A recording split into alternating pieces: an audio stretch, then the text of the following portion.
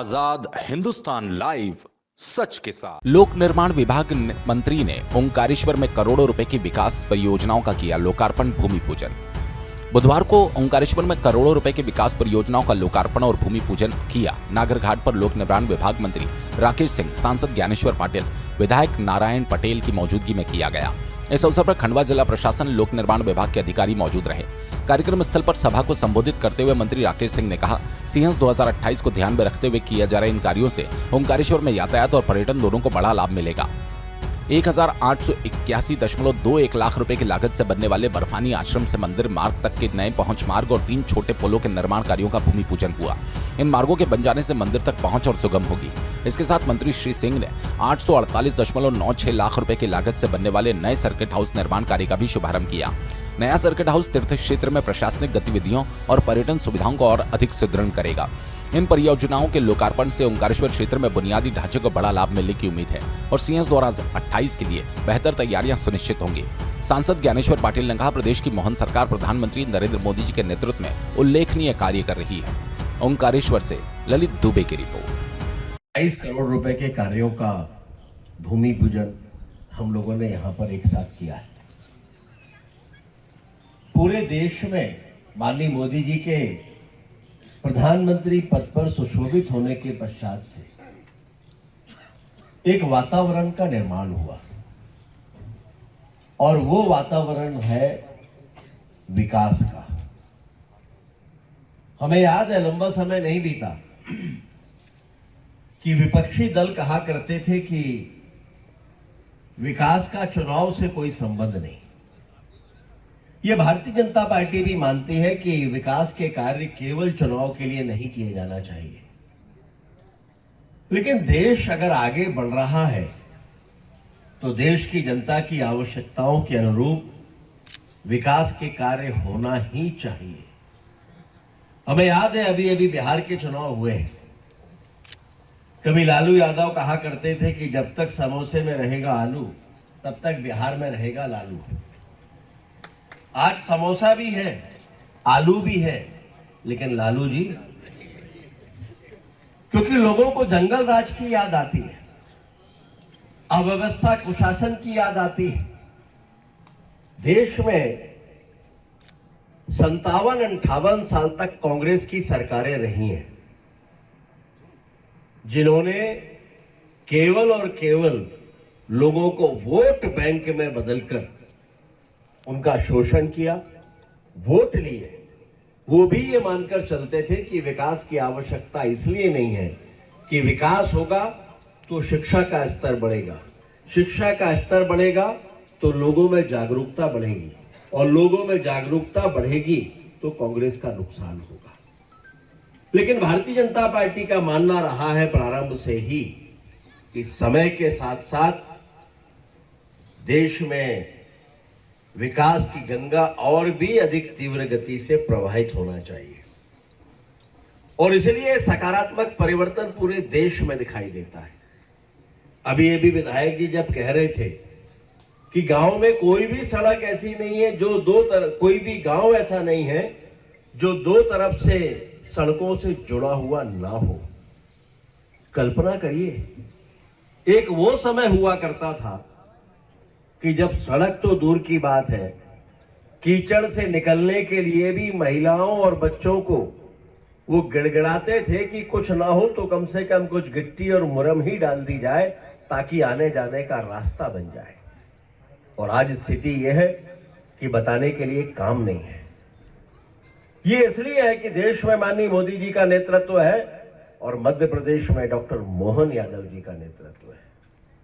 और मुझे ये कहते हुए खुशी है कि विकास के काम इतनी तीव्र गति से केवल इसलिए हो रहे हैं कि डबल इंजन की सरकार तो अपना कार्य कर ही रही है, लेकिन उसके साथ साथ भारतीय जनता पार्टी का एक एक जनप्रतिनिधि, वो हमारे सांसद हो, हमारे विधायक हो, हमारे नगर पालिका नगर निगम के अध्यक्ष हो, पार्षद हो, ये सब भी सकारात्मक भूमिका इस दिशा में लगातार निभा रहे हैं।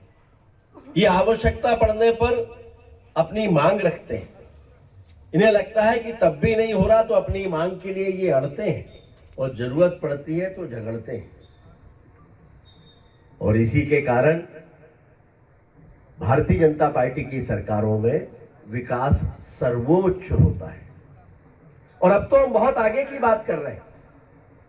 विकास हो लेकिन गुणवत्तापूर्ण हो, विकास हो लेकिन स्थायित्व वाला हो।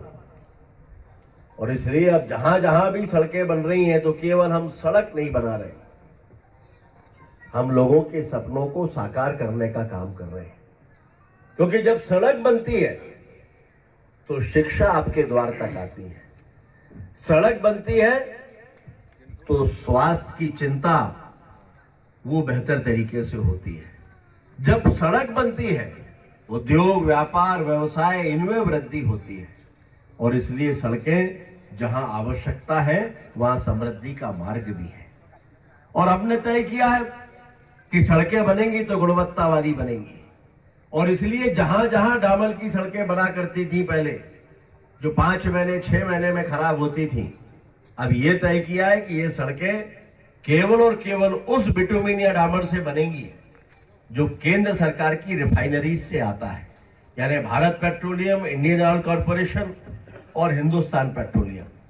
और आने वाले समय में ये भी जब बिटुमिन वहां से निकलेगा तो वो भी एक डिजिटल लॉक के साथ निकलेगा। और जहां अनलोड होना है वहां सब इंजीनियर के पास एक ओटीपी आएगा और वो ओटीपी डालने पर ही टैंकर अनलोड हो पाएगा, यानी गड़बड़ी की कोई भी संभावना नहीं होगी। और अब जहां जहां सड़कें बन रही हैं यह भी तय किया है कि 1 मीटर से ऊपर का कोई भी पेड़ होगा तो पेड़ काटा नहीं जाएगा, यानी ट्री कटिंग नहीं होगी, ट्री शिफ्टिंग होगी, पेड़ का स्थान बदला जाएगा।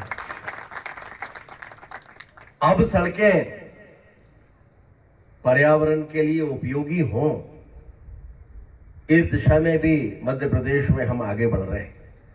और इसलिए नई बनने वाली ग्रामीण क्षेत्रों में जो भी सड़कें हैं इनमें प्रत्येक किलोमीटर पर एक रिचार्ज बोर का प्रावधान किया गया है, यानी सड़क के किनारे हर 1 किलोमीटर पर एक रिचार्ज बोर होगा जो बारिश के पानी को जमीन के भीतर लेकर जाएगा, ताकि भूजल स्तर लगातार बेहतर बना रहे, बारिश का पानी व्यर्थ में बहकर नदी नालों से होता हुआ समुद्र में ना जाए।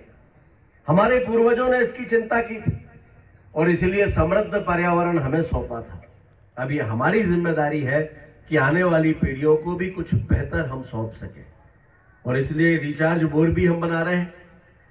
और ये भी तय किया है कि जहां से सड़क बनाने के लिए मिट्टी निकलेगी, 10 किलोमीटर से अधिक लंबी कोई भी सड़क बनेगी तो वो मिट्टी एक ही स्थान से निकाली जाएगी कलेक्टर की अनुमति से। और जहां से मिट्टी निकलेगी उस स्थान पर एक सरोवर या तालाब का निर्माण इसके साथ ही किया जाएगा, जिसका नाम होगा लोक कल्याण सरोवर। और आपको जानकर खुशी होगी कि मध्य प्रदेश में 500 से ज्यादा ये लोक कल्याण सरोवर बन चुके हैं। और चूंकि अब ये एसओआर में सम्मिलित हो गए हैं, निविदा की शर्तों में सम्मिलित हो गए हैं, तो इसलिए जहां जहां भी सड़कें बनेंगी वहां वहां ये लोक कल्याण सरोवर बनेंगे। तो आने वाले समय में हजारों की संख्या में ये मध्य प्रदेश में भूजल स्तर को ऊपर उठाने का काम करेंगे, जो आने वाले कल का एक बड़ा संकट है पानी का, उस संकट को दूर करने में सहायक होंगे। और इसलिए मध्य प्रदेश में भारतीय जनता पार्टी की सरकार लोक निर्माण विभाग के साथ जनहित और जन कल्याण के कार्यों को भी अपनी प्राथमिकता में ले रही है।